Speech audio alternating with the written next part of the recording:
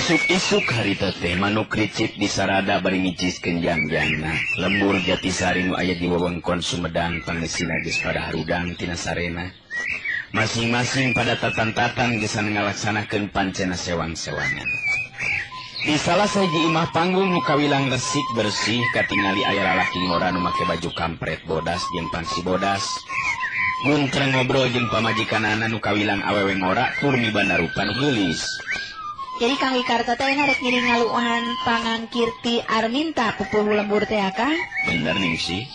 Sabab ieu mangrupa kasempatan nu hade gesan sawala atawa pagan ku ayana gangguan keamanan anu beuki dieu teh beuki harengheng karasana. Ningsih neuteub antep ka Wikarta nu jadi salakina. Aya rasa salempang dina batina sabab nu rek disawalakeun di balai pasewakan teh ngeunaan runtuyan kajadian anu tumibak ka lembur-lembur anu paeunteun-eunteung jeung lembur Jatisari. Ari ceuk abdi mah upami teh mah Ki Arminta nyuhunkeun tulung ka Kang Wikarta, omah ulah disanggupan Kang. Sabab budak tanggung jawabna geus ngajaga keamanan di eueuh lemburan teh. Wikarta imut nyandung harti ka pamajikanana. Sikapna tetep tenang nandakeun pribadi anu memang boga kapercayaan kana kaampuhan dirina sorangan. Hingsi di ieu pilemburan sasatna diri akang nu dianggap bisa jeung mampu ngajaga keamanan. Sabab pikeun ieu lembur diri akang teh salaku pupuhu hiji paguron silat anu tantue kudu bisa nyumbangkeun tanaga jeung pikiran dina mangsana ieu lembur kanca bahaya. Wikarta negerakeun eusi hatena kana jadi pamajikan. Nanging sing emut Kang, upami dugikeun ka aya kajadian naon-naon sedengkeun Darman anak urang apanan masih kene tacan dewasa Kang. Ieu kedah janten bahan tinimbangan Kang. Aingnya bet asa kaingetan akang teh. Ka mana budak teh beteu katingali geuningan? Tugu biasa budak teh isuk-isuk kene geus init ngarit da nyaah pisan geuningan boga domba hiji oge. Nya kitu eta Ningsih. Bisi akang balik rada beurang ulah dideupeunnya. Sabab naon rupa anu baris disawalakeun teh kawilang hal anu kacida pentingna. Muga-muga we atuh ulah lila teuing. Kadewe Darma ulah sina ka mana-mana deui. Nya ceuk Wikarta amitan ka Ningsih nu jadi pamajikanana. Nya mangga Kang, kade sing hati-hati Kang. Ningsih neuteub tonggong salakina. Anu lempang ninggalkeun pakarangan, nyata pakarangan imah rek muruk ka balai pasewakan, mangrupa tempat riungan di eta pilemburan.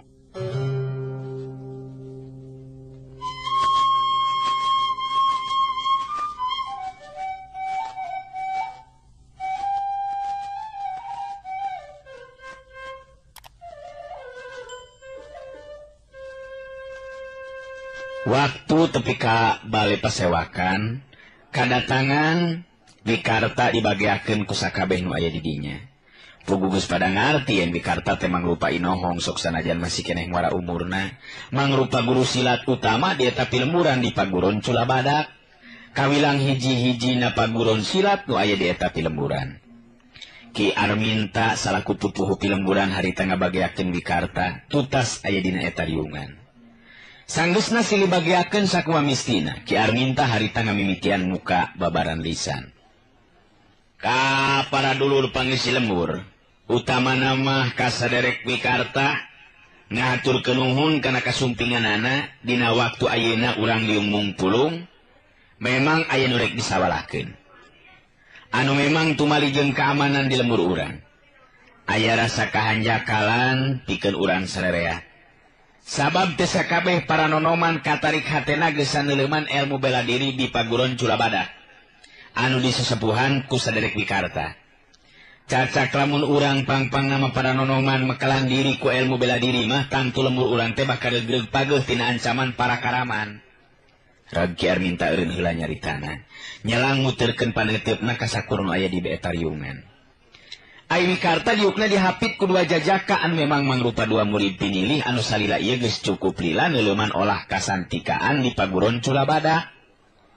Teu lila Ki Arminta salaku pupuhu pilemburan neruskeun deui hanca caritanana. Tah. Ku ayeuna kitu para dulur salembur. Hiji kawajiban pikeun urang geusan ngabela ieu lembur tina ancaman gorombolan macan liar anu dipingpin ku si bewok. Lembur anu paeunteung-eunteung jeung lembur urang tadi peuting geus diranjah, teu mustahil dina peuting-peuting nu bakal datang baris ngaranjah oge ka lembur urang. Ku ayeuna kitu urang kudu saling cing pageuh kancing saling set pageuh iket ulah nepikeun ka talobeh atawa balangah nu akhirna lemur urang jadi korban kaganasan eta gorombolan macan liar. Salah seorang lalaki nu geus aya umuran harita ngacungkeun leungeunna ka luhur bari nyarita. Tapi muga janten bahan tinimbangan saliraki pupuh lembur. Sabab garombolan macan liar teh lain sambarangan jalmana, estu arahli dina hal ilmu silatna. Anu jadi pamikiran teh saha anu bakal atawa kudu nying hareupanana. Muga hal ieu diterangkeun ku tipuhu. Ki Arminta ngaredet sakedeung kalawah wikarta anu tembong sikepna tetep tenang. Naon anu bidilisankeun ku kidulur memang teu salah. Mertahankeun ilembur tina gangguan ti pihak mana bae oge tangtu jadi kewajiban urang salaku pangisi ti lemburan. Ngan tangtu anu kudu jadi bahan pamikiran teh setiap anak buah si bewok memang boga atawa boga keahlian dina hal ilmu bela diri. Sedangkan urang estu benang dihitung. Ku ayeuna kitu kasadari wikarta mangga nyangakeun bok bilih aya anu saja didugikeun. Ki Arminta mere alas ka wikarta gesan cumarita. Wikarta manggut ka Ki Arminta paneutupna anu seukeut muter ka sakabeh nu aya di dinya dina sikap anu tenang pinuh wibawa. Harita wikarta terus kedaanya lisan. Alhamdulillahirabbil alamin. Bismillahirrahmanirrahim. Assalamualaikum warahmatullahi wabarakatuh. Waalaikumsalam warahmatullahi wabarakatuh. Kadang wargi sadayana sakumaha anu didugikeun ku pupuhu urang memang telepat. Anu jadi bahan pamikiran urang ayeuna nyata agungkulan. Turta ngungkulan kaya nu baris karanapan. Upama teh mah gorombolan macan liar nu dipimpin ku si bewok. Ngarannya ka urang. Sabenerna si bewok sapaguron jeung simkuring dina waktu keur masih keneh jajaka baheula. Ngan jalan kahirupan anu beda geus misahkeun hubungan tali kaduluran. Si bewok atawa gopar kawilang jalma anu kejem sarta telenges dina tinakanana. Teu matak aneh upama dina waktu anu teu mangkuk lila ngaranna jadi bahan carita balarea. Ilmu bela diri anu kacangkingna memang beuki maju. Sabab dirina geus neuleuman ilmu-ilmu kasantikaan anu lilana ti sababaraha guru anu sejen. Teu matak aneh lamun jadi jadung sarta jago tumimpin gorombolan macan liar. Rag wikarta harita ngomongna eureun heula. Bat harita teh ngolepat dina ingetanana mangsa dirina eukeur masih keneh pada maguron ilmu kasantikaan ka guruna nu katelah Mbah Wigena anu di leuweung Argabina atau Argaminanggur Cianjur dirina jeung gopar atawa si bewok mangrupa dua murid pinilih anu mampu meh nyangking sakabeh pangarti guruna. Wikarta neruskeun dihanca caritaanana. Gopar alias si bewok memang boga kaistimewaan dina matakeun bedogna. Ulin bedogna memang teu bisa dianggap enteng, tur mata kabahayakeun pikeun lawan anu teu saimbang. Hal ieu dumasar kana kaayaan gopar anu memang saguru jeung si kumkuling. Upama teh mah memang si bewok bakal datang langsung, rupina bae simkuling anu bakal nying hareupanana.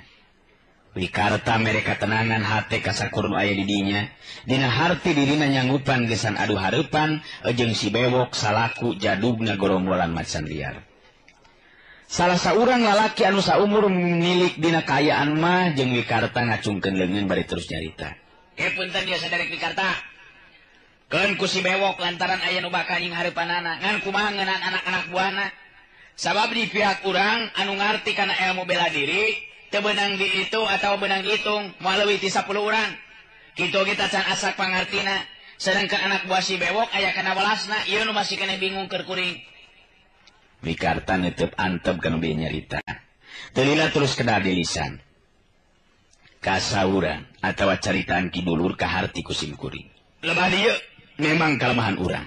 Saperti anu diterangkeun tadi ku pupuh urang, lain sapeda simkuring nyangking paguron silat di lembur.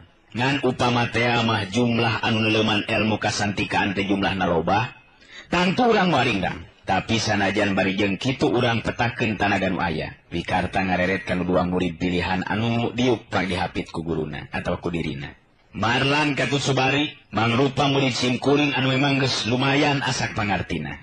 Tanagana bisa diandalkeun. Sedangkan anu sajana oge kudu dibantu ku dikidulur. Urang kudu boga kawani. Sabab engke lembur urang teh terus-terusan jadi ladang pikeun maranehna dina mangsana ngaranjah ka ieu lemburan.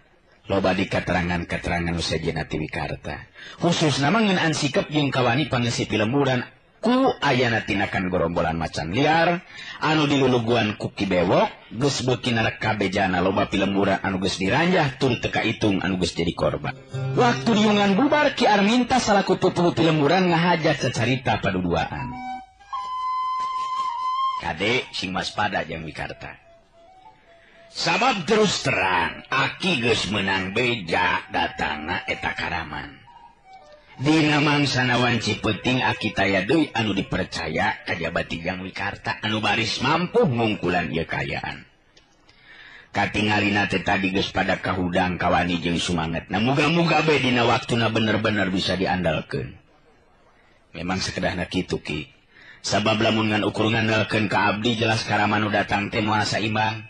Ngan ari harapan masugan we si Bebok masih keneh ngajenan. Sabab dinten teu oge kungsi saguru jeung diri abdi. Nya kitu bae eta mah Jang. Aki pokona mah mercayakeun ka Jang Wikarta. Ngan anu ngaronda ti mimiting kepenting mah kudu leuwih dihaneutkeun. Sabab eta Karaman teh geus dipapai satiap lembur anu diranjahna lembur urang nu tacan karanjah teh. Nu matak aki bener-bener salempang ieu. Nya urang Bandungan we Ki. Kumaha geletuk batuna kecebur caina. Nu penting urang pada saya gadiri iatna bari waspada. Muga-muga abdi oge mampu ngungkulan si Bewok. Abdi ayeuna amitan heula Ki, bisi indung barudak dedeupeun. Ya sok atuh kitu Jang. Sok kitu. Tutas kitu mah Wikarta terus amitan dibarengan ku Marlan jeung Sobri mangrupa dua murid pilihanana.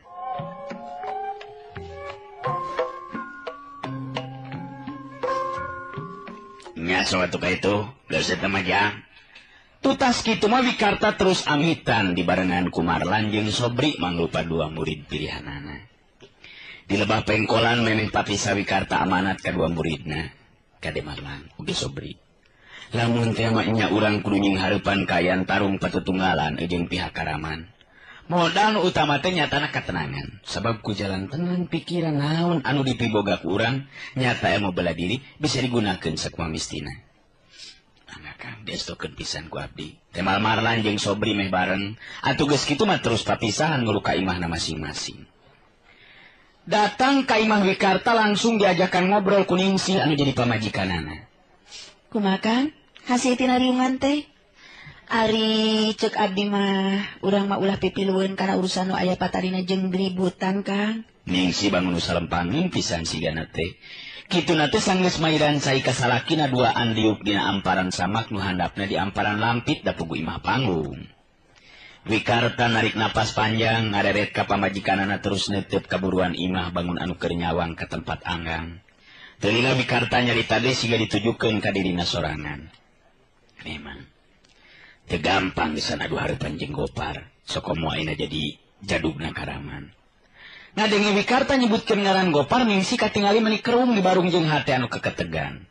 Ingetanana ngalayang ka waktu ka tukang nyamang sadirina keur masih keneh parawan. Apanan Gopar teh sarua demi kahayang ka dirina. Ngan Wikarta nu mampu merukeun hatena malah kungsi riributan antara Wikarta jeung Gopar mangsa ngarebutkeun cinta dirina. Tapi Wikarta dina waktu harita memang aya dina kaunggulan. Nah, Kang Gopar penak di mana kitu kan? Cek Ningsih jadi penasaran. Wikarta netep antep ka pamajikanana bari terus ngawalon.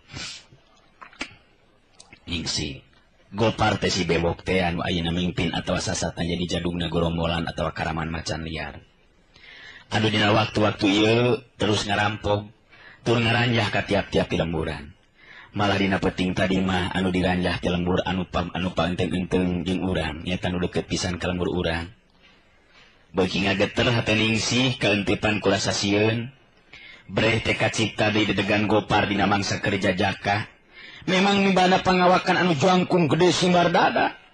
ngan aya anu tenarik pikeun hate Ningsih harita sabab sikap pribadina anu tetelangan ukur hayang ngulinkeun janji sarta sikapna anu sombong nya kitu deui tinakanana anu galak jeung kasar ka sasama.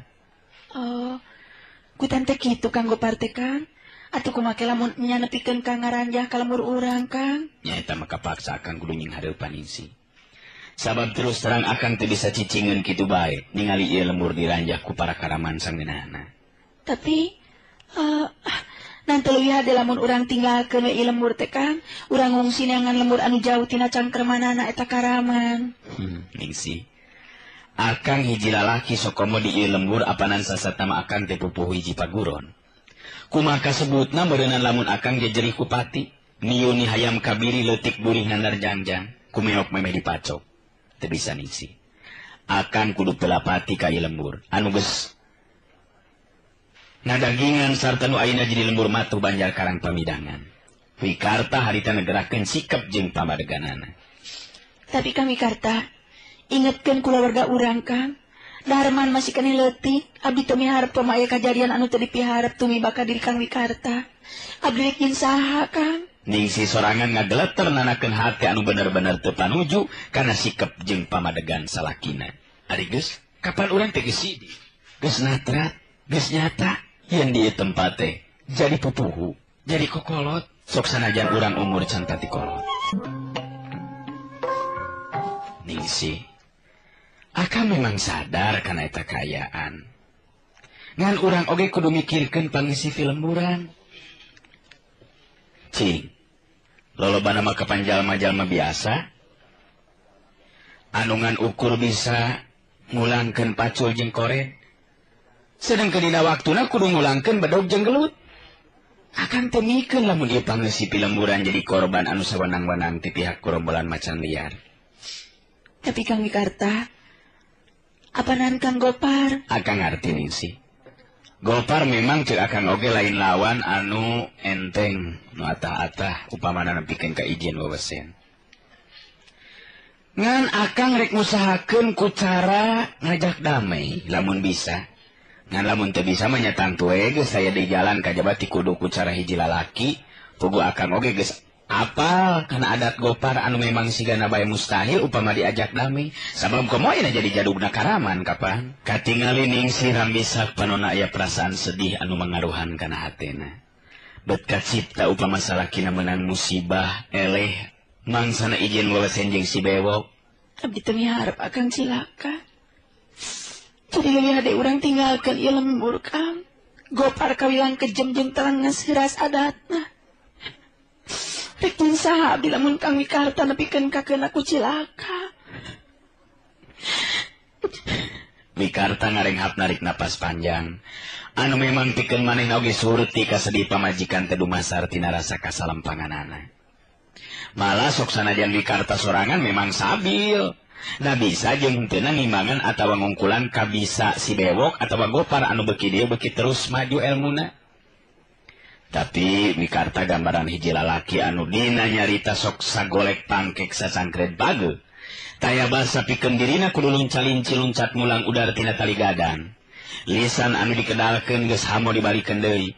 Gambaran ti pribadina anu teguh pengku dina sikep jeung pamadegan. Ulah ngaleuwih anu kawasa sipatna Pangeran Ningsih. Sabab Akang boga kayakinan, pati jeung huripna manusia lain ku papada jalma, tapi ku kersana nu maha kawasa. Ngan lamun memang kudu nyorang jalan cilaka ku cara ngabela diri, eta leuwih boga ajeng. Batan urang kudu ajal dina kaayaan biasa. Kitu sakuduna sikap hiji lalaki anu boga pangarti dina olah bela diri. Abdi ngarti kana lisan Akang. Tapi naon hartina ajen kahormatan hiji lalaki Kang lamun rumah tanggana aya dina katunggaraan. Dibaca teh pahitna Kang sabab nu bakal disinghareupan teh nyata jelas ampanan jalma-jalma jahat. Sasatna makaraman anu geus taya rasa kamanusaan. Ningsih nyaritana di barung jeung ceurik ayeuna mah. Ai Wikarta neuteut di kalabah buruan imah, kolebat salibatan pikiran ngagugu kana carita anu jadi pamajikan. Nyata nyalametkeun diri ku cara ninggalkeun pilemburan. Tapi sikap jeung pribadina Wikarta memang geus asak, tetep panceg dina pamadeganana. Isi. Akang dedeh jeung nyaah ka kulawarga. Sigana bae lamun dibandingkeun jeung ka nyaah ka diri sorangan, akang lebih dedeh jeung nyaah ka Ningsih katut Darma. Tapi akang oge nyaah jeung dedeh ka pangisi lembur, akang oge boga rasa tanggung jawab kana kasalamatan pangisi lembur. Nah akang bakal bisa tenang hati jeung lugina upama kulawarga urang salamet, tapi kulawargana pangisi upi lemburan jadi korban. Ingatkeun Ningsih. Baheula akan kungsi ngadongeng ngeunaan sikep jeung pamadegan satria Sunda mangsa nying hareupan naon rupa kajadian. Dirina suka kene ajal pati batan kudu nying hareupan panghinaan. Tah. Kabaru sarupa kitu teh geus jadi getih jeung daging.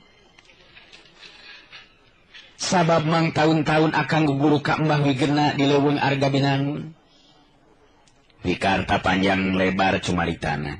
Pang-pangna mah matri hate pamajikan sangkan teteg jeung panceg ulah galidir jeung kapangaruhan kurasa kasalempangan.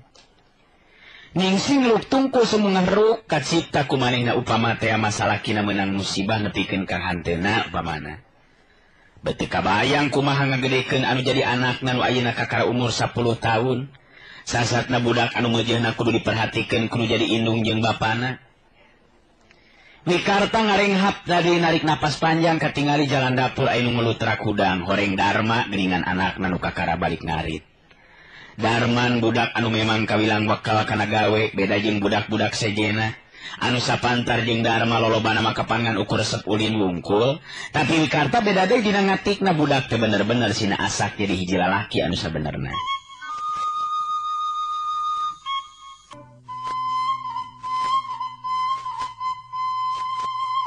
Kadia Darma, diuk tadi dinya tah.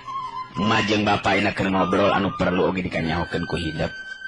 Nya sok ka dieu gerajang, tadi dia sok diukna tah. Cek Ningsih, neta diuk ka anakna nu harita nyusutan kesang bari neuteut ka indung jeung bapana terus nyarita. Aya naon kitu mah? Eta geuningan bapa aya deui di dieu, cenah aya riungan teh di bale, Pak. Budak teh harita terus sila diuk milu ngobrol jeung indung bapana. Ai Wikarta neutup antep ka anakna. Tumuwuh rasa reueus jeung bagja dina hatena. Sabab Darma anakna sanajan nya budak keneh tapi teu nembongkeun sikep hiji budak anu ogoan atau aduan. Salila ieu tacan pernah Darma sok maradukeun jiwana memang geus kalatih dina kaprihatinanana. Darma, bapa geus ngariung tadi malah kumpul sakabeh lalaki pangisi lembur nya kitu dipupuh lembur Ki Arminta. Anu jadi bahan carita taya deui kajabati ngeunaan karaman macan liar anu kiwari beuki mahabu tina kanana. Tah, bapa dipercaya gesan jadi pimpinan mangsa nying hareupan eta karaman. Upama teh dina hiji waktu datang ngaranjah ka lembur urang, Darma kudu nyaho. Harita neuteub Darma teh kan jadi bapana. Tutupan anu ngandung rasa kareueus lantaran nu jadi bapa leber wawanin, Darma seri leutik ka bapana bari terus nyarita. Hebat ulah mun kitu mah Bapak. Darma jadi kata aja yang ngabandungan lumangsungna tarung antara Bapak ngalawan si Bewok, jalma nu mimpin eta karaman, Pak. Nah geuningan Darma, beut nyaho pimpinan karaman teh ngaranna si Bewok. Wikarta kaget sabab anakna geus nyahoan ka si Bewok sagala rupa. Pangisi lembur mah taya dinu jadi bahan carita kajabati si Bewok nu cenah mah kajem tur telenges dina tindakanana, Pak. Tapi Bapak wani ngalawananana hebat, Bapak. Budak teh lain salempang tapi kalah kamuji ka bapana gede wawanin. Ningsih ngareret kana jadi anak bari terus nyarita dumareuda. Darma, lain kalah karesep ngadenge Bapak rek tarung teh tapi kudu salempang kumaha lamun ke Bapak cilaka nu matak mama bieu nyarita ka Bapak hidup teh leuwih hade urang tina ti lembur. Kitu tah anak king. Darma budak teh kerung bari neuteub seukeut ka indungna, teu lila terus nyarita deui. Kumaha ari emak anu lain oge jago ari kudu kabur mama. Jalma jahat kudu diwara ulah diantepkeun komo ieu rek karuksa lembur atuh. Bapak teh panan lalaki jadi kudu wani. Darma seuri ka bapana. Sedengkeun Wikarta imut tanda suka hatena sabab jelas Darma anakna sanajan budak keneh geus boga rasa teuneung jeung ludeung. Teu sieun teu keueung ngadenge bapa rek tarung. Ningsih anu beuki tagibur hatena satadina mamiharep sangkan anu jadi anak nembongkeun pamulu anu sarua jeung manehna. Anu tangtuna saeutik gedena mawa pangaruh pikeun Wikarta mangsa ngaroba sikepna. Darma anak emak, si bewok teh jelema anu ngabahayakeun jeung geus loba anu jadi korban katalengesan jeung kakejemanana. Nanti salempang lamun Bapak hidup nepikeun ka cilaka. Nanti sieun lamun Bapak hidup nepikeun ka jajaten. Ya Allah. Si bewok kaditemuterkeun paneutupna ka sakabeh anak buahna. Tetepan anu boga pangaruh kuat, simak jeung pangabaran memang marengan kana sorot panon pamimpina. Sakabeh bala dewek penting ieu mangrupa waktu nu geus jadi katangtuan pikeun urang. Lembur Jatisari baris diranjah ku urang. Ku ayeuna kitu dewek minta ka marane sakabeh sangkan ngalaksanakeun pagawean anu sahade-hadena sakumaha ilaharna mangsa ngalaksanakeun laku tindakan urang. Lamun memang aya nu nyoba-nyoba ngalawan geus hanteu kudu loba pikiran paragatkeun jiwana. Sabab bongan dirina anu wani-wani ngalawan ka urang. Rampas barang-barang nu aya hargaan. Oge bakal keur urang dahar mangrupa beas jeung anu sejena. Koenaskeun pokona mah ulah disesakeun. Kumaha harti kumaneh caritan dewek? Harti saya gak geus ngalaksanakeun pancen. Kabeh bareng ngajawab dina sikep penuh tandes. Nandakeun jiwa anu memang geus garang jeung liar mangsa ngayakeun tindakan. Si bewok neruskeun dihanca caritaanana mangrupa lisan ti hiji pimpinan. Mangsa ngabagi pancen ke anak-anak buahna. Seperti biasa kekuatan dibagi opat bagian. Datang ti bagian kidul kaler oge wetan jeung kulon. Ngan khusus pikeun si Jal jeung si Komed aya pancen khusus ti diri aing jeung anu kudu dilaksanakeun ku sia. Jadi ku ayeuna kitu maraneh kudu hidang geus ngatur diri sakumaha mistina. Sedengkeun aing bakal nying hareupan guru utama paguron Cula Badak anu ngaran si Mikarta. Peuting ieu lembur Jatisari bakal gonjlong. Sabab dina peuting ieu pangeusi pilemuran. Bakal soak jeung kasima ku kadatangan urang. Si bewok nulak cangkeng nyaritana bet asa panggagahna di alam dunya teh. Sedangkan di pilemuran di Karta katingali harita geus ngariung di bale tempat latihan diriung ku murid-muridna. Diukna Wikarta dihapit ku dua murid kapercayaanana nyata Marlan jeung Sobri. Jumlah murid memang teu kurang ti 12 urang. Wikarta muterkeun paneutupna teu lila terus nyarita. Ayeuna urang geus meunang katerangan ti lembur Cintani. Yen gorombolan macan liar waktuna teh sok heuleut 4 poe ti waktu sanggeus nangayakeun tindakanana. Jadi lamun ngitung waktu dumasar kana pangalaman nu geus karanapan. Dina peuting ieu mangrupa peuting anu ditangtukeun ku pihak karaman macan liar. Ku ayeuna kitu tatan-tatan teu waspada. Sabab teu mustahil peuting ieu karaman teh bakal datang ngaranjah ka lembur urang. Wikarta eureun heula nyaritana diselang ku ngabagi paneutup ka sakabeh murid-muridna. Bangun hayang ngajug-jugan eusi hate murid-muridna, naha kabeh geus gembleng ku rasa kawani nying hareupan ka aya nu bakal tumiba. Para murid paguron Cula Badak masih keneh jempe teh nu cumarita. Sabab ngarti guruna masih keneh rek neruskeun hanca caritaanana. Teu lila kadenge Wikarta neruskeun caritaanana. Anjeun sarerea di atiku ilmu bela diri, gesan bertahankeun diri tina ancaman kajahatan. Ku ayeuna kitu, ayeuna waktuna urang nembongkeun diri salaku pribadi anu mampu ngabela pribadi. Lebihna teh eta oge bela pati ka pangisi lembur, anu memang merlukeun bantuan ti urang. Sing jadi catetan ngalaksanakeun pancen merangan kajahatan, ngandung harti sikep hiji satria. Kumaha ka harti? Kartos! Kartos, Pak. Kabeh nembalan saurmanu. Taina mah urang pada ieu waspada.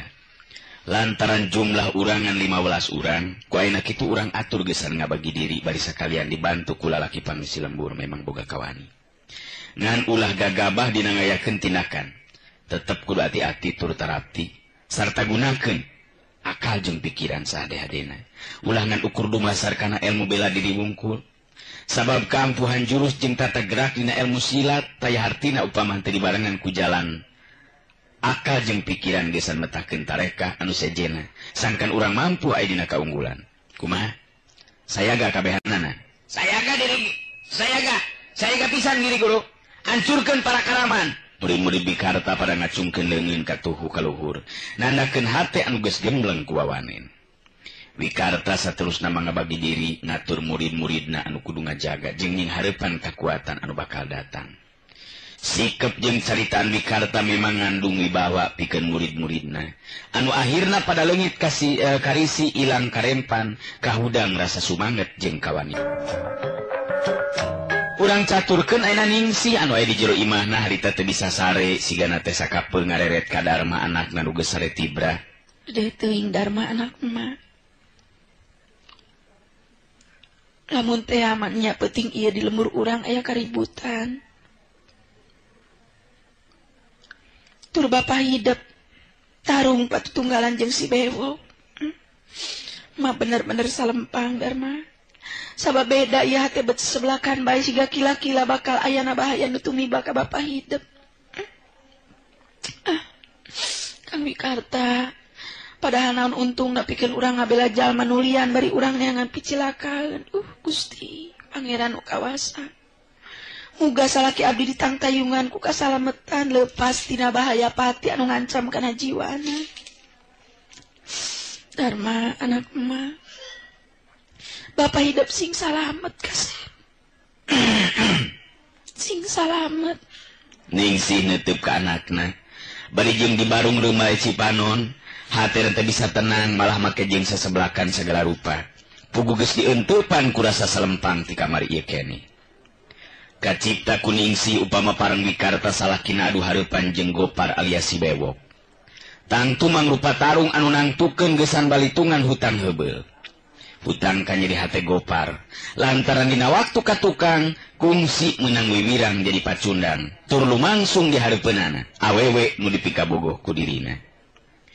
Ningsih ngege bibir handapan bet jadi nyawang anu lain-lain kabayang lamun salakina nepikeun ka anjeunna atawa keuna ku bedog lawan. Henteu moal teu bisa Kang Wikarta pasti ayeuna kaunggulan. Sabab baheula oge apanan si Gopar teh rubuh eleh jajaten piraku ayeuna make jeung kudu eleh Kang Wikarta teh. Tapi lamun nya Kang Wikarta nepikeun ka kasoran kumaha wae pilakuan diri aing dina mangsa nu bakal datang. Teu Darma anak king. Hidup jadi budak yatim meureunana tapi aing yakin Kang Wikarta pasti unggul. Ningsih hatena bet jadi galecok nyarita sorangan. Di luar angin peuting mubuh nyecep matak tiris kana tulang. Hawar-hawar kadenge sora anjing nu babaung lir upama tangara loba setan nu ngulayaban. Kayan simpe sepi jempling. Jadi mawa geter pika keungeun pikeun pangesi pilemburan.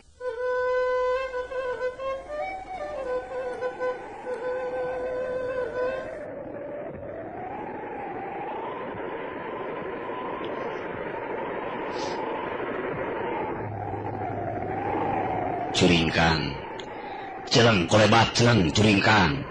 Di antara belag-belag peuting anu ngalimpudan lembur Jatisari, katingali aya bayangan-bayangan badan anu teu beda ti kalangkang setan. Tindak jeung gerakna esturikatna keranan, nandakeun lain jalma-jalma biasa. Pugu memang para karaman macan liar anu geus mimiti ngambah arasup ka pilemburan. Akhirna geus bisa dihalangan atau geus teu bisa dihalangan. Kasimpe peuting harita jadi pahibut ku ayeuna bantrokan kakuatan. Ting belenterang ngapakaran seukeut anu bantrok nambahan ka keung jeung sieun pikeun pangisi pilemburan.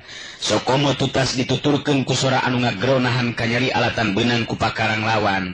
Bekitu pugu hate pangisi lembur anu ngahep-hep di jero imahna masing-masing. Nambahan tagihurna hate maranehanana dina wangsa harita. Di antara nu keur tarung ngadu kabisa dina hal ilmu bela diri jeung olah tanaga.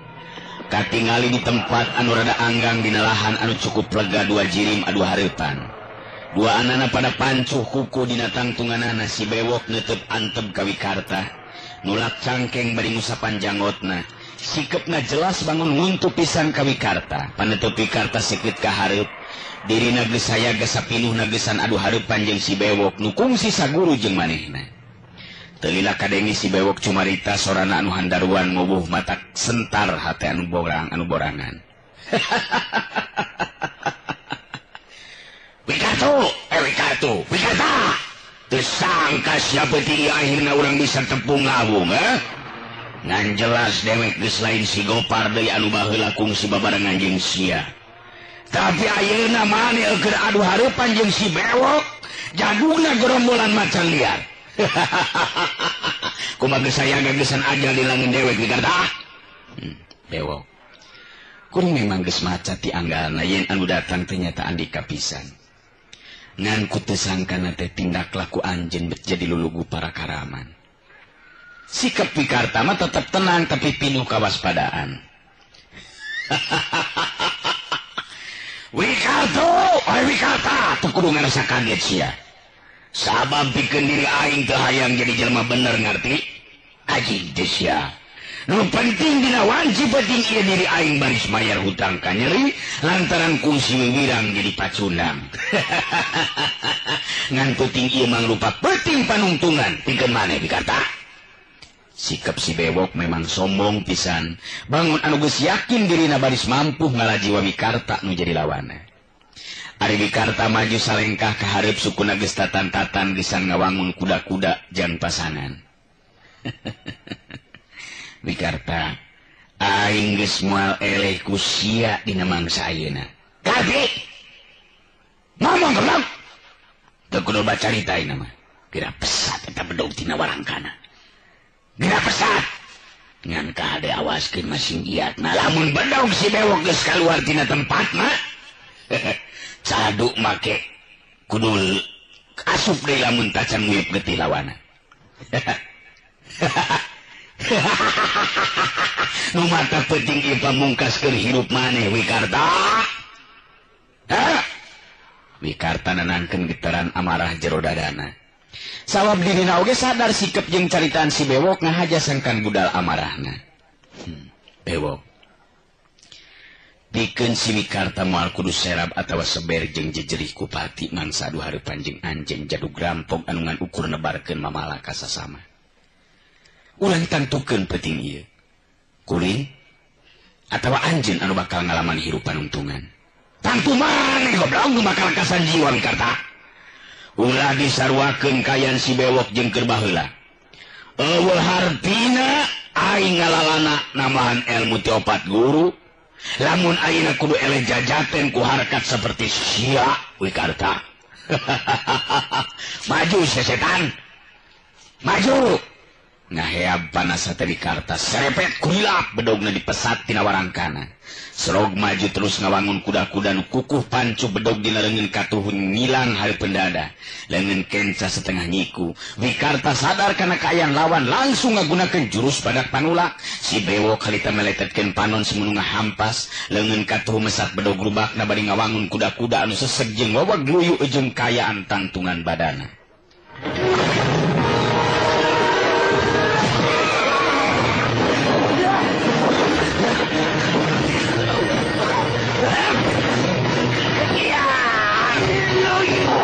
Wikarta geus teu diceun di waktu ngacorelat badana muka panarajang nu munggaran. Bedogna ngolebat lir kirat ngalah kana beuheung si bewok. Si bewok memang geus sayaga ti anggalna bedog dina leungeunna mata mapag datangna bedog lawan. Trang silalatuan sina balukar tina bantrokan dua bedog keluar. Marengan ngajarig jeugna badan Wikarta mundur 2 lengkah ka tukang. Karasa sasing sireumeuun leungeun Wikarta nu nyekelan bedogna. Wikarta sadar jelas tenaga lapisan anu dipibanda ku si bewok geus jauh maju lamun dibandingkeun jeung keur waktu babarengan aya di Argabinana. Kaluarkeun ilmu maneh Wikarta. Coba keterukeun pamisa sia teh sia. Pangarti sanga kabisa sia teh budalkeun tenaga lapisan maneh. Penting ieu ilmu maneh moal aya hartina pikeun si bewok.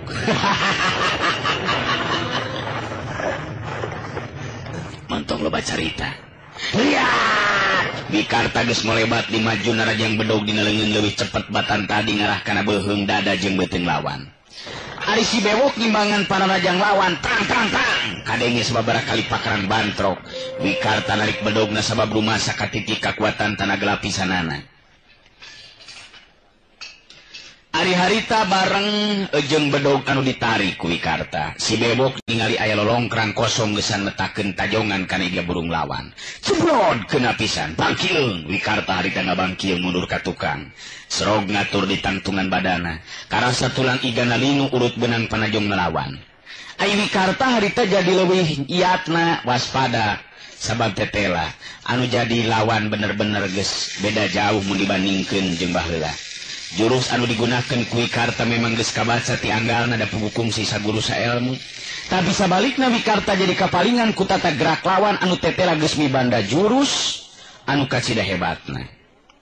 Jurus anu teu kanyahoan ti mana meunangna. Tapi sabalikna Wikarta jadi kapalingan tata gerak lawan anu tetela geus mibanda jurus jeung tata gerak nu sejen anu memang lain susumbar wungkul atawa lain ngomong wungkul si bewok tetapi bener jeung kanyataan tina enggoning manehna ngalap ilmu basa jeung di arga binangun mah jauh pisan.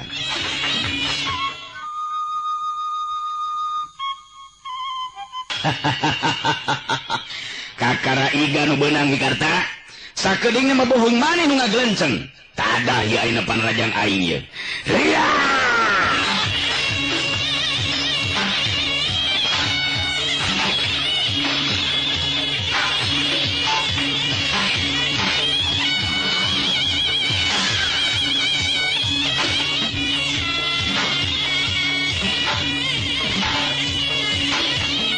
Si bewok ayeuna mah nu narajang sebuk teh harita angin sabetan bedog mungguh bangbaraan gurilap kolebat sinar bedog lir upama kilat ngarah kana bagian-bagian anggota badan Wikarta. Ti mimiti sirah dada beuteung cangkeng jeung suku mangrupa gerak-gerak ilmu silat anu bener-bener ampuh tur ngabahayakeun sokoma bari dibarengan ku kakuatan tenaga lapisan. Tapi Wikarta oge teu bodoh dirina surti lamun balangna saeutik tangtu bakal cilaka. Badanna cocorelatan di antara ti kulilapna sinar bedog lawan sakapeung kadenge suara plantokan pakaran dituturkeun ku petelan-petelan seuneu tina dua bedog.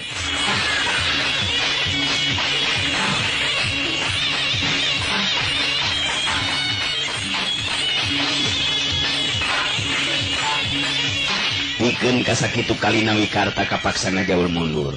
Sabab sabetan bedog lawan aya nu datang di luar dugaan nyabet kalebah danan serepet put kampret bodas Wikarta soek kasabet ku bedog rubakna si bewok.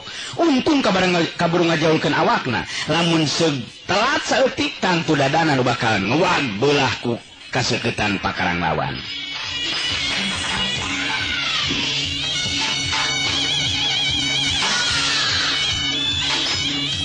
Ngageter hata Wikarta waktu harita bari ngareret baju kampret nanu soek parat tina dada nepi ka handap.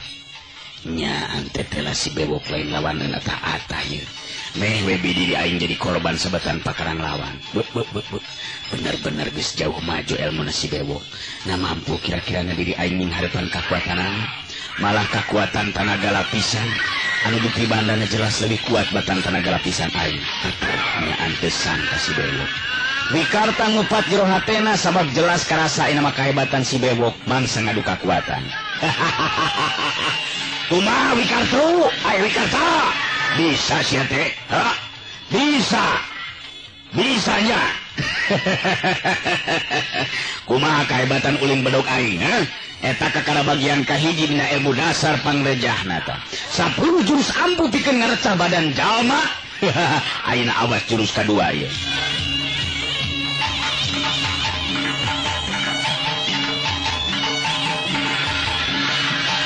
Si bewok ngabangun pasangan anyar bedog lubakna ngacung kaluhur suku katuhur ada mayeke semonoker katukang leungeun kenca masekon gigireun awakna panon seukeut ka hareup. Ai Wikarta sadar kana kayaan bahaya nu ngancam dirina kudu leuwih waspada.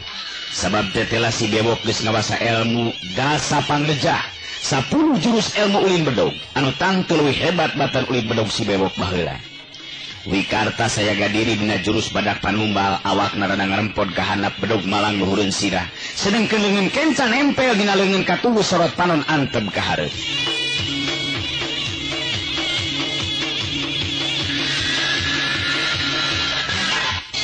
Iya modal si Wikarta. Kuat, hujan, absen, kolebat. Gerakan si bewok lebih cepat batan tadi. Wikarta metokkan bedog dan nutupan badan tina sabetan bedog lawan.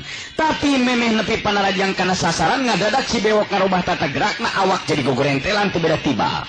Bari bedogna muih lir kitiran ngarah sapasang suku Wikarta beunang. Wikarta kaget anu lain dikieuna sabab teu nyangka lamun panarajang lawan ngadadak robah sarupa kitu. Untung Wikarta geus kalatih sukuna. Barang ejeung datangna gulungan sinar bedog lawan Harita luncat ka luhur bari matakeun bedog ngarah kana sinar si bewok. Tapi si bewok geus bisa maca ka arahna bedog lawan. Suta. Ya.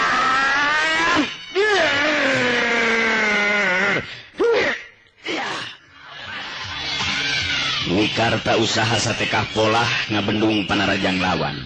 Bedog dan nutupan kelemahan anggota badan tina sasaran lawan, tapi ilmu dasar pangerjang memang hebat.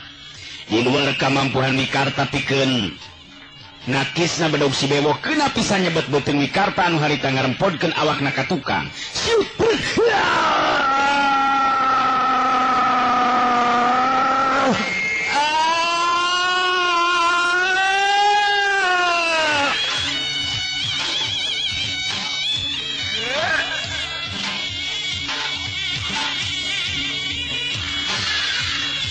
Wikarta ngageronahan ka nyeri leungeun kencana nyekelan beuteung anu kasabet ku bedog lawan. Si bewok jerenge seuri-seuri iblis anu ngarasa puas lantaran panarajangna keuna kana sasaran. Kakana beuteung Wikarta. Sakedeung di mah awak maneh beulah dua. Coba budalkeun pangabisa maneh nu jadi andalan teh. Maju sesetan atawa aing deui nu maju, Sanajan beuteung geus status sarta ngaluarkeun getih, tapi Wikarta teh jejeri sigana teh. Sikepna tetep teuneng ludeung nying hareupan naon rupa anu bakal karandapan. Bewok. Pikeun diri kuring geus nekat. Lamun memang kudu ajal kuleungeun anjeun, teu nanaon. Nu penting kuring geus usaha, geus ngungkulan kajahatan. Geura samat indung bapa maneh Wikarta. Sabab sakedeung di bedog bakal ngareca awak maneh. Tan ayeuna.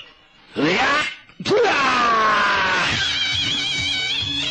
sagulung sinar bodas nu mangrupa sinar bedog anu metaka cida cepetna ngurung deui tangtungan badan Wikarta. Sanajan Wikarta usaha sateka polah mertahankeun diri sarta ngabendung panarajang lawan, tapi teu mampu. Ngadadak bedogna ngaceleng tina cekelan dituturkeun sabetan-sabetan bedog lawan anu ngahujanan kana sakujur badana. Dalig deug. Keburu we badan Wikarta tenang merurubuh mandi getih. Caturkeun harita ningsih nu aya di jero imah kaget sabab panto imah aya nu ngagodobrak ti luar. Anu memang si Jalil jeung si Komed anu harita datang pikeun nyulik ningsih, luyu jeung parentah si bewok teh. Sahayan. Rek naon datang asup ka imah teh sopan. Saha? Jalil jeung si Komed ngan ukur silih reret duanana saleuri bari terus si Komed nyarita. Teu kudu loba tanya ieu namanya Nyai. Wayah namilu jeung akang sabab Nyai geus kuduna ninggalkeun di tempat. Si Komed jeung si Jalil langsung ngarejengan ningsih anu masih kene kaget ku eta kaayaan. Darma nu keur sare harita jadi hudang ningali indungna keur direjangan ku dua lalaki. Darma jadi kahudang kawanina. Langsung harita ninggang beuteung si Jalil nepikeun ka seueul angana ditotog ku Darma. Muru waktu di Barung jeung kaget sarta ambek Jalil geus teu mikirkeun yen Darma teh budak leutik. Suku katuh si Jalil metana jong satarikna kana puceuli Darma disusu ku sabetan bedog kana lebah beuheung Darma. Najan nya kabeunangan ku tonjongan atau ku tajongan Jalil. Tapi Darma teh saeutikna geus dilatih dasar ilmu silat, nyaho bahaya anu datang gancang micen sirahna nyingkahan sabetan bedog lawan. Tapi lantaran gerakan si Jalil memang cepet, akhirna ceuli Darma beulah kenca beunang kasabet rampung bagian luhurna disabet bedog si Jalil.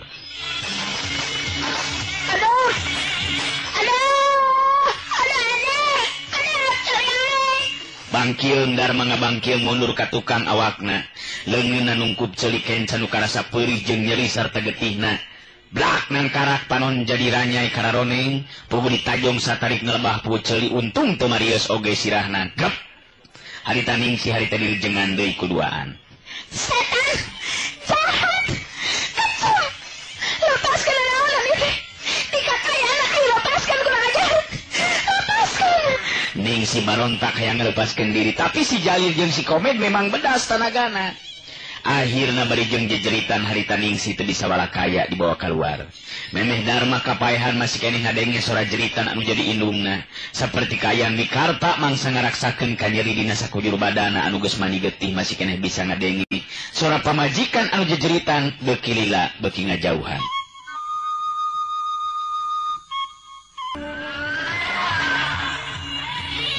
sanggeus beres ngalaksanakeun maksudna mangsa ngarampasan harta banda pangisi pilemburan tur anu ngawalan atawa nu dibinasa, harita si bewok mere parentah sangka ninggalkeun eta patempatan. Si bewok ngareret ka lebah Wikarta anu ngabebengkang mandi getih. Dina luhur lemah si bewok nyiduhan beungeut Wikarta bari nyarita. Hah. Rasakeun kumaneh, kumaha ngeunahna kojor. Pamajikan maneh sining si bagian aing Wikarta. Hayu balik barudak. Hayu balik. Balik. Hayu. Hayu balik. Sabal aing ngeuleuna oge. Nam, balik.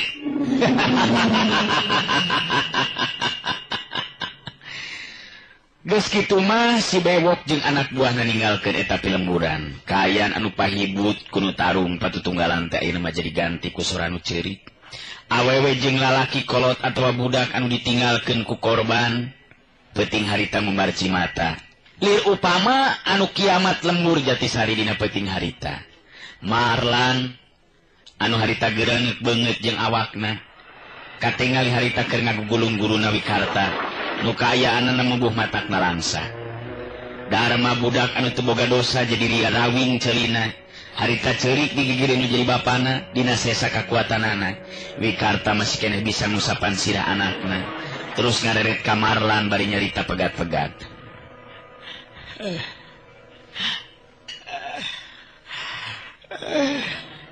Marlan,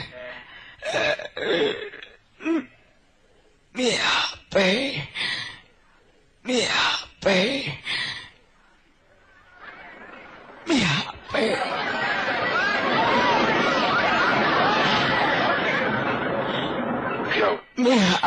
anak akan.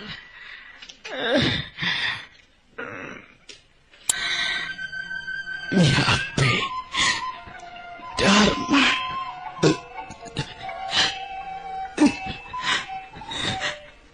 Marlan, miape. Sedengkeun Dharma harita ceurik ngarangkulan awak bapana.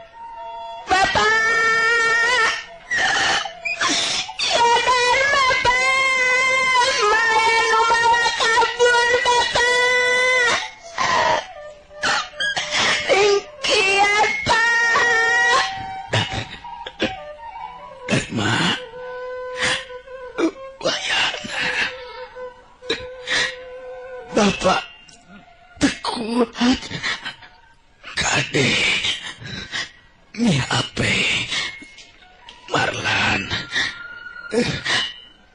Allah Akbar, la ilaha illallah.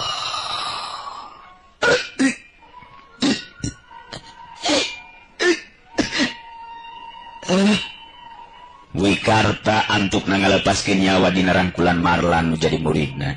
Kang Wikarta, kejam, telenges anjeun bewok, Kang Wikarta.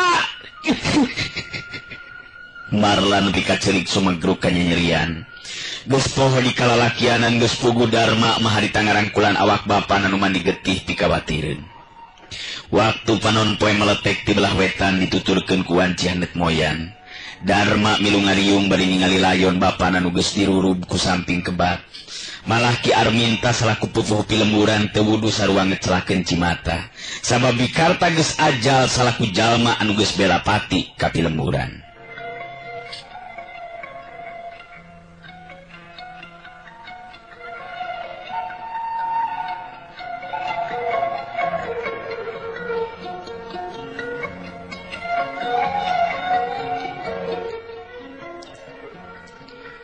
Waktu panon poe meletek ti belah wetan dituturkeun ku wanci handet moyan. Dharma milu ngariung bari ningali layon bapana nu geus dirurub ku samping kebat. Malah Ki Arminta salaku pupuh pilemburan teu wudu sarua ngecelakeun Cimata. Sabab Wikarta geus ajal salaku jalma anu geus bela pati ka pilemburan. Dina mangsana layon dikuburkeun Ki Arminta negrakeun eusi hatena ka sakur anu nganteurkeun. Sabab geus leungiteun hiji lalaki anu leber ku kawani tur narohkeun jiwana demi ngabela lemburna. Ki Bulur sakabeh urang bener-bener ngerasa kalengitan ku Saderek Wikarta. Anu tetela geus pugur lantaran ngabela lembur. Sanajan nya lembur urang jadi korban karaman. Tapi urang kudu ngarasa reueus jeung bagja. Sabab Saderek Wikarta hiji lalaki anu tuhu kana janji. Geusan bela parti ka urang sarerea. Malah ayeuna ningsih jelas diculik ku eta gorombolan. Anu watir jeung mata karunya manasibna Darma. Budak nu bener-bener ayeuna jadi pahatulalis. Wajar lamun dipikarunya ku urang. Cekiar minta bari ngareret ka Darma anu keur tungkul ngelut budak teh bari deku di sisi kuburan bapana. Sakabeh pangeusi pelemburan teh anu teu ngarasa sedih jeung ngalangsa ku nasib nu karandapan ku Wikarta jeung pamajikanana. Darma budak teh pada ngupah ngape komo ari Marlan masasatna anu kapercaya atawa kaamanatan ku Wikarta anu jadi guruna. Sakitu ge untung Marlan mangan ukur tatu saeutik. Sedangkeun Sobri mah terus ngaringkuk lantaran suku katuhu jeung leungeun kencan meh potong di sabat pakarang lawan. Gundukan taneuh beureum geus pada ninggalkeun bari deum bae Cipanon Darma sababaraha kali ngaliekan ka tukang. Sedih anu lain di kieuna sedengkeun jero dadana ngagedur hurung seuneu amarah nu ngandung geter kaceuceub jeung kageuleuh kanu ngaran si Bewok. Marlan anu memang keamanatan ku guruna nyata Wikarta harita terus marengan Darma dina ngambah kahirupan ti poe ka poe. Marlan nu beunang disebutkeun murid pinilih Wikarta harita milu ngatik Darma ku ilmu silat anu kacangking ku dirina. Tetela budak teh calakan gampang narima jeung ngarti kana naon rupa nu diajarkeun ku Marlan. Teu matak aneh lamun Darma sanajan nya budak keneh tapi pikeun nu sapantar jeung manehna mah ti eta lembur es teu taya nu bisa mapakan kana ilmu bela dirina. Saperti kajadian dina poe harita waktu Darma balik ngarit, nyata ngarit jukut di tengah jalan bet dipegat ku barudak nu sapantar jeung manehna nu jumlahna aya 3-an. Geus di mana maneh euy? Geus ngarit? Lucunya euy.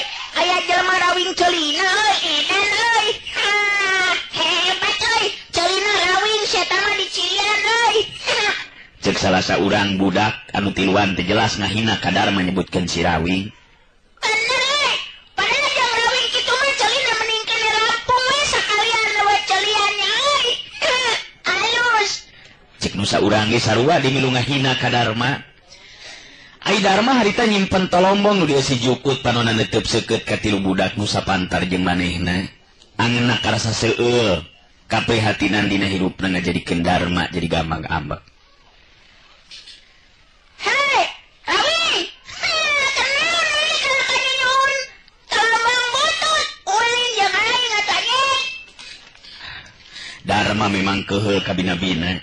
Terus harita ngecagkeun tolombong anu keur disuhuna. Hei, Rawing. Oi. Si Rawing euy. Lamun urang mah mung nya ku ceuli Rawing najis aing mah. Teu kudu ngahina sia. Naon pernah si lain 3-an make ngahina ka Uing. Neangan gara-gara itu naon. Cek Darma harita teuneng nudeung sigana teh teu sieun dihurup ku 3-an. Lamun nepikeun ka riributan harita. Ningali sikep Darma pinuh kawani eta budak 3-an teh jadi beuki ambek. Mantap beruntung sia nih. Wani-wani manis sia ka dewe. Sakitu geus teh boga indung bapa si Rawing sia. Cek nu saurang bari langsung nonjok kana cukang irung Darma. Tapi Darma memang geus dilatih ku Marlan ngeunaan ilmu bela diri. Kalawan tapis micen beungeutna kagigir. Pigeulan leungeun anu nonjok ditewak bade rada dipulilitkeun. Dibarengan ku peurutna nonjok kulu angeunkeun pisan. Nak, cenah peyegeung nu miheulaan nonjok teh harita kalah ka meyegeung mundur ka tukang. Duaan di baturna jadi penasaran terus milu ngahurup ka Darma. Tapi duanana tetela teu mampu ngimbangan karikatan Darma anu memang geus kalatih. Antukna duanana oge namrud terus lalumpatan lantaran geus teu kauntuk ngalawan Darma. Di saprak kajadian harita Darma jadi nelah si Rawing anu pikeun Darma mah beuki lila mah beuki biasa we teu asa kasinggung malah Marlan oge jadi sok remen nyebut si Rawing.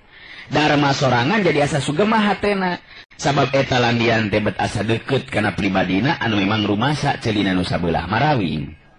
Loba kolot-kolotna anu aduan mah terus ngadaratangan ka Marlan anu maksudna mah maradukeun yen Darma atawa si Rawing teu remen pisan gelut riributan.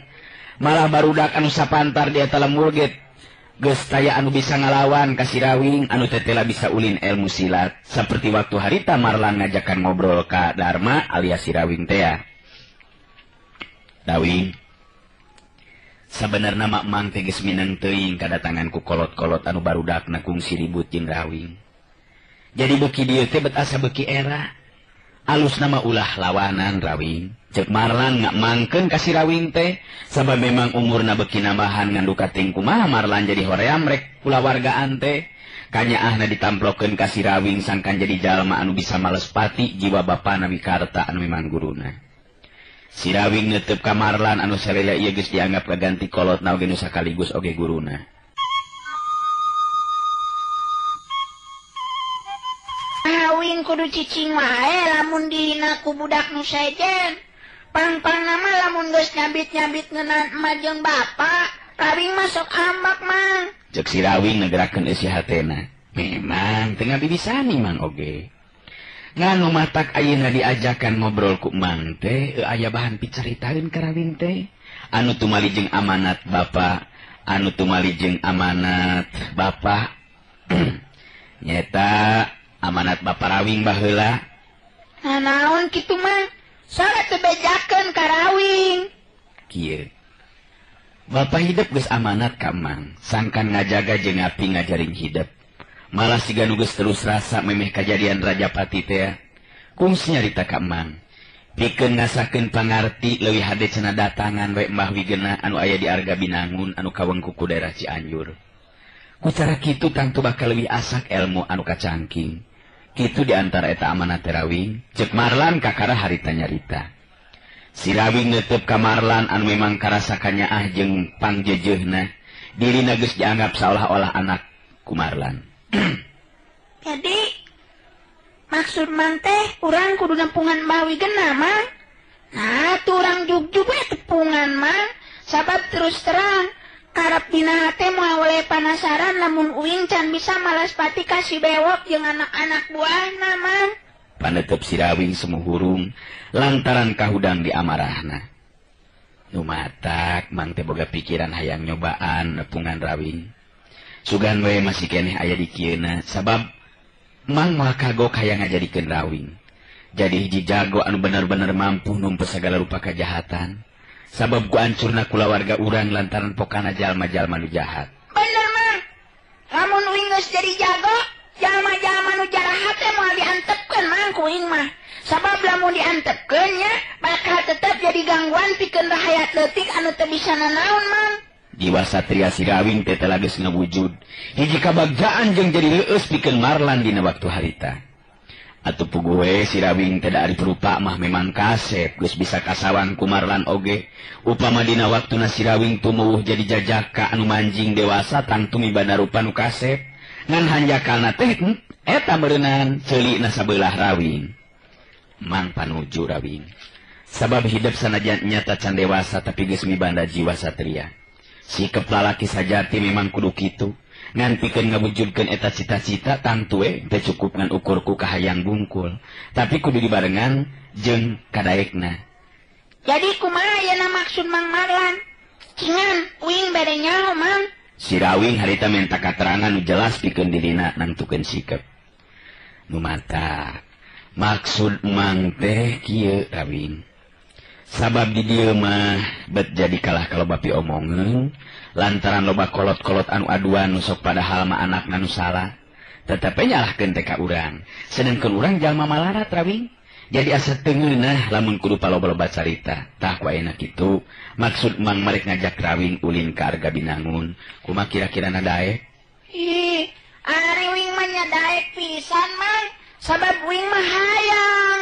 Uing mah pokona mah can puas hate, can genahnya hate, lamun uing can bisa numpas anu ngaran si bewok jeung anak buahna anu ngadeus ngalantarankeun hirup uing jeung Mang Marlan jeung bapa uing jeung ma uing jadi kieu.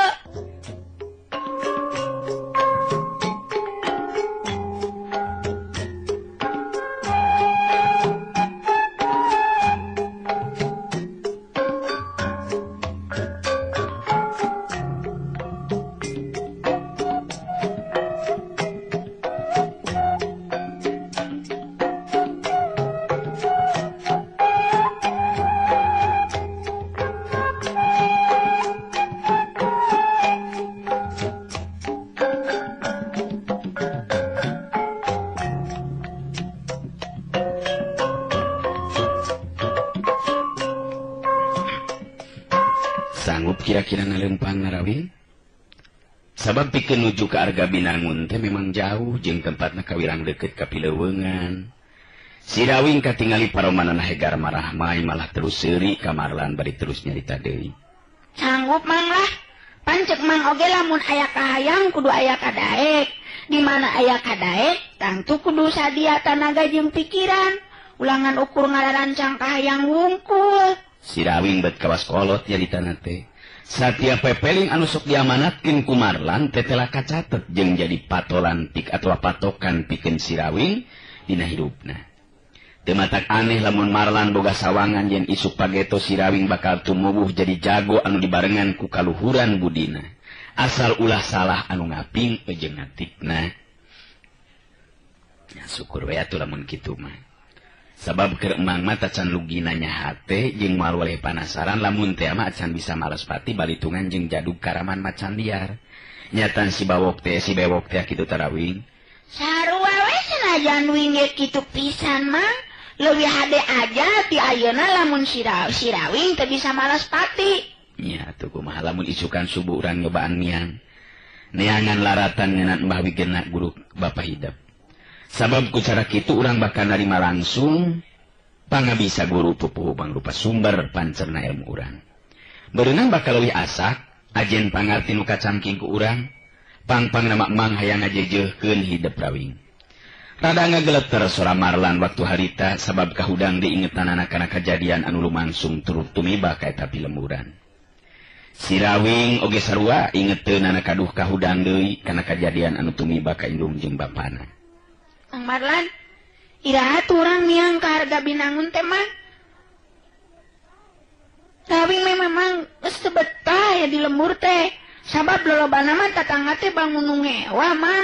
Bener Rawing. Nu matak isuk subuh urang miang. Ngan kade sing kuat ya lamun kudu leumpang jauh. Sabab lumaku teh lin lampah sakedeung Rawing. Beres lah mang, lebih suka kene miang bisa nitenan kayan di lemur sejen, tibatan aya di lemur sorangan bari jeung kayan sok aya we papasean mah. Penting harita si Rawing jeung Marlan sare tibra. Kasubuhnakeun duanana harudang sanggeusna ngarasa cukup bekal keur di jalan. Da pugu ini tetangtu lila. Akhirna duanana harita arinit geus nuju ka tempat nu dijujug. Puguh rumahku teh memang jauh tacan tangtu bisa tepi ka poe. Tapi Marlan bener-bener muji ka si Rawing. Anu jelas katingali teh capek sigana teh. Parang dahar nyimpang ka warung, kapetingan terus sare di jero tajug. Pabeberang harita teh sanggeus 2 poe lumampah. Marlan ngajakan si Rawing leureuh pikeun dahar di salah sahiji warung nu aya di eta lembur. Nu boga warung teh tetela awewe kolot anu someah ngabageakeun ka Marlan jeung si Rawing. Marangga calik Ujang, bade ngeresakeun naon Ujang teh, rek dahar atawa ngopi ya Ujang. Dua alas malah kabenaran acan kararabana naon ieu teh. Ceuk Marlan minta dahar 2 alas. Atuh si ma warung gancang harita mani giakna keranan, mairan kana pamenta Marlan. Nu boga warung teh tetela beuki ngobrol deui. Teu matak aneh lamun sajeroning dahar teh bari jeung ngobrol. Katingalina mah ku emak si Ujang siga nu geus lumampah jauhnya. Di mana ri Ujang? Di lembur Jatisari mah. Oh, atuh jauh Ujang. Ari ieu saha budak? Ai maksud anak Ujang. Cek si ma warung bari ngareret ka si Rawing. Alo ieu mah. Ngahaja puguh hayang milu dari budak lalaki mah kudu lamparnya mah. Nya bener kitu Ujang, ulah cara anak emak boga anak lalaki teh meuni ku uleun pisan. Eueuh kahayang sigana teh gawengan ukur nangkep harigu, loba ngalamun teu puguh da eta tuh, mikiran bebeureuhna anu dibawa kabur ku rampog. Marlan kerung bari jeung neuteub ka si ma warung. Terus harita nyarita deui. Nah dibawa ku rampog kumaha kitu mah? Maksud mah teh bebeureuh anak emak aya nu nyulik. Nah, tuluy ditulungan. Rek kumaha nulungan anak tuh Ujang. Saha nu wani barina oge kana karaman macan liar nu jadugna si bewok teh ya. Geus jadi korban eta mah moal aya nu wani nyusul. Ceuk si ma warung nyaritana rada humandeuar. Marlan bet jadi penasaran ngadenge ngobrol atawa gorombolan macan liar anu disabit-sabit ku si ma warung. Nya kitu di Dharma alias si Rawing harita si Rawing milu nanya. Naira kitu gorombolan macan liar ngaranjah ka lembur mah. Cek si Rawing penasaran hatena. Ih, pugugus aya saminggu nu kaliwat mah. Koredas beak, harta beak, segala rupa banda emak mah. Untung sawari mah disumputkeun dina jero taneuh deukeut kandang domba, lamun teu kitu mah beak kabeh lapur. Marlan ungut-ungutan. Tetela gorombolan macan liar teh beuki mah habu wae tindakanana. Lembur-lembur meh geus karanjah kabeh sigana teh. Bener-bener geus meh kabeh lembur karanjah sigana mah ku gorombolan macan liar Rawing. Cek Marlan ngareret ka si Rawing. Bener mah, karunya we ku anak nasi mah. Leungiteun bebereuna dibawa kabur ku eta gorombolan. Si Mawarung ngarenghap narik napas panjang bari terus nyarita deui. Ngan eta mama nu mata kaget teh. Geus pugu ari harta banda mah. Ieu mah awewe nepikeun ka dipaling sagala rupa. Bet kuasa teuing-teuingeun pisan. Mangkaning maksud mah rek buru-buru dikawinkeun ku mak teh. Udah pugungan hiji-hiji nak mah boga anak anu geus dewasa teh. Malah tatangga masuk nyaritakeun karunya teuing cenah ku nasibna makeno. Boga anak teh jadi ngahintul unggal poe ngan ulang jentul kalaleban ku kabogohna. Makeno nyaritakeun ngeunaan kayan kulawarga anu jadi korban kaganggasan gorombolan macan liar. Ari kudu mah dicaritakeun kuring jeung ieu Allah oge sarua deui mah mangrupa korban gorombolan macan liar. Anu memang beuki dieu teh beuki mah habu tindakanana meh satiap lemburan geus karanjah ku eta karaman. Baru di lembur ujang oge saruanya ambe nyaan lamun kitu mah gagalaksakna teh gorombolan teh. Mama mikir teh nah eueuh anu mampu kitu numpes eta gorombolan ujang. Ku ayeuna mah moal aya nu sanggupkeun mah. Sabab jelas kekuatan gorombolan macan liar lain lawan-lawanan jalma biasa. Pugu memang arahli dina kaributan. Nu mata kitu ujang mama mah sok jadi prihatin kitu kan jadi anak ayeuna teh kitu be siga nu ngajubleg. Ulang jentul sok sieun terus ngagrebeg we gelo mama. Si keneh mending leungiteun bebeureuh mama. Ta ieu alo kuring mah leungiteun indungna diculik sarta bapana nepikeun ka hanteuna jadi korban kaganggasan si bewok. Marlan nyaritakeun ngeunaan nasib nu karandapan ku indung bapana si Rawing. Bener mah. Nasib anu karandapan kuing leuwih nyeri jeung peuli karasana mah. Si Rawing milu mairan ngomong. Makenoh neuteuk antep ka si Rawing asa rada kaubaran hatena. Sabab tetela geuningan aya nu leuwih goreng nasibna anu mangrupa korban gorombolan macan liar. Tapi eta si Ujang nya oge budak keneh kitu tabahnya nying hareupan cocoba sarupa kitu. Cacakan emak mah ku anak anu geus gede oge tetep be jadi pikiran jeung eta di mama anu teu kaharti teh kaayaan di ieu lembur ayeuna Ujang. Makeno beuki lila teh beuki resepeun ngobrol jeung Marlan sigana teh. Nanaon kitu nuhun teu kaharti teh mah. Nya ti sabang prakajadian ieu lembur diranjang ku gorombolan macan liar si bewok. Aya nu datang dua lalaki tilu poe ti sanggeusna kajadian ieu lembur dirampok ari ngakukeunana mah jawara ti kulon cenah. Nya maksakeun maneh keukeuh hayang milu bubuara di ieu lembur pikeun ngajaga keamanan cenah. Ngan ayeuna teh jadi aya aturan anyar. Nah, ya aturan anyar kumaha kitu mah? Nya setiap bulan sakali cenah kudu mere upeti ka eta dua jalma anu ngakukeun jago ti kulon teh. Keur nya buruhan eta we meureunan dua jago nu ngajaga keamanan di lembur teh we meureunan. Jadi namahan karudet kana kahirupan. Pupuh lembur teu bisa nanaon sigana teh sieun pisan ku eta dua jago teh kitu ta Ujang.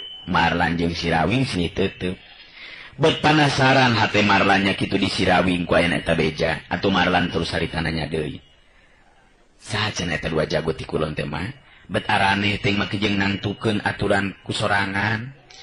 Anu saurang deui mah Markup, ngaranna teh anu saurang deui mah Kardan. Jeung ka awewena deui meuni hejo pisan teu kaur ningali anu luis-luis ari ngakukeun hayang ngajaga keamanan tapi dina perakna jadi loba rumah tangga anu teu aman. Lantaran loba awewe anu diganggu ku manehanana duaan. Si Rawing ngareret ka Marlan terus nyarita. Jelas lamun kitu mah. Pangaco eta jelema teh mah. Di mana cicingna eta dua jago teh mah? Si Rawing ayeuna mah anu nanya ka Makeno. Nu mata kitu mah oge boga pikiran teh. Ari sugan teh nya berek ngajaga keamanan ieu lembur. Alah eta Gusti nu agung. Dasar. Kalah kanu diomongkeun teh. Itu gerak. Gusti Agung ya Allah ya Robi. Kunaon mah? Itu nu diomongkeun datang ka dari adalah hujan. Makeno langsung pias paromanana. Sabab rentang-rentang katingali aya dua lalaki anu geus aya umuran malah leuwih kolot batan Marlan nyamperkeun ka lebah warung. Sareretan Marlan jeung si Rawing ningali nu rentang-rentang datang. Pantes lamun ngakukeun jawara teh sabab memang milik dina wanda jeung kaayaan make kampret jeung celana pangsi hideung. Dina cangkeng belah kenca nyoleh greng bedog awakna ngarareusi. Sidahna diiket barang bang semplak.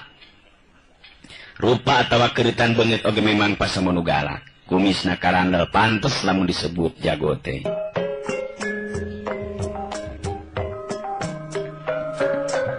Anu datang teh memang taya lian ti Makrub atau Markup jeung Kardan anu keur diarobrolkeun. Sanggeus tepi ka warung Markup katingali suku katuhuna nincak kana bangku panjang hareupeun warung didiukeun ku Marlan jeung si Rawing. Teteupna antep ka Makenoh bari teu lila terus nyarita. Cik beta dahar geunah mah, balas we lah. Bari sadiakeun keur dahar saminggueun tatatan eta. Kumaha? Eta sadiakeun nyatu anu saminggueun atahna we. Nah, eueuh beasna duitna. Bari sakalian we bungkus keur dahar keur limaaneun. Hitung-hitung upeti be dipentayeun ayeuna. Sok lain kalah ka melong, bisa dikade ku aing geus goblok. Cek Markup harita. Ngajago pisan sigeuna teh abong ka awewe anu geus kolot. Ai Kardan harita ngadeuketan ka lebah Marlan, leungeun katuhun nepakan tak-tak Marlan bari nyarita. Kenaon ye kisana? Dahar disebut kitu. Lain urang ieu nya. Marlan ngareret ka Kardan. Dua teutepan harita bantrok sedengkeun si Rawing ngawaskeun bari hate geus teu kuat ku piambekeun. Kalawan sikap anu tenang Marlan terus nembalan. Memang. Kuring malain urang dieu. Datang ka dieu ngahajang ngadon leureuh hayang dahar. Tapi mayar daharna oge. Sabab era ari kudu teu mayar mah. Cek Marlan sikepna jelas teh sopan. Dan puguh cek pamikirna eueuh hartina sopan ka jalma saperti kitu mah. Ai Markup jeung Kardan silih teuteup kawilang wanian caritaan Marlan teh. Sabab sacara teu langsung geus nyindiran ka maranehanana duaan. Markup jolnya we ambek. Nurunkeun suku katuhuna anu nincak bangku nyamperkeun ka gigireun Marlan bari nyarita. Si laing wanian make jeung nya capek kitu sagala rupa goblok. Nyindiran ka dewek si laing cacing. Anta nyaho dewek jago di ieu tempat, dia lembur. Ngajaga keamanan goblok. Lamun nya oge anu ngajaga keamanan, ulah ngaruksa keamanan kahirupan batur atuh. Ari barang penta ngarugikeun mah jelas ngaganggu kana keamanan. Cek Marlan teh sieun ku polototna panon Markup. Atuh puguh Markup jeung Kardan jadi penasaran sabab aya jalma anyar pinami anu wani ngalawan caritanana. Maneh sigana mah geus bosen hirup meureunna nya. Wani nyarita kitu ka dewe, sasilengeran. Kuring, Marlan, rek naon kitu? Parlan. Parlan mah ngampar di jalan goblok. Is, Marlan. Si Rawing kawilang budak anu wanian tur gampang ka hudang nafsuna. Harita terus milu nyarita. Jelema kieu mah kudu diwara mantu man. Uing oge wani gelut jeung jago butut kieu malah. Nah, ngakukeun jago tapi na jago kana hakaneun koplek teh. Si Rawing teu leum-euleum. Atuh puguh Markup jeung si Kardan teu nepikeun kabuncelik panonna puguh teu nyangka si Rawing budak satepak wani nyarita kitu. Eueuh, waktosna geuning seep. Urang cekapkeun dugi ka dewe latunya. Acara dongeng kiwari kapihatur ku Wakepoh kiwari neraskeun carios Si Rawing kiwari.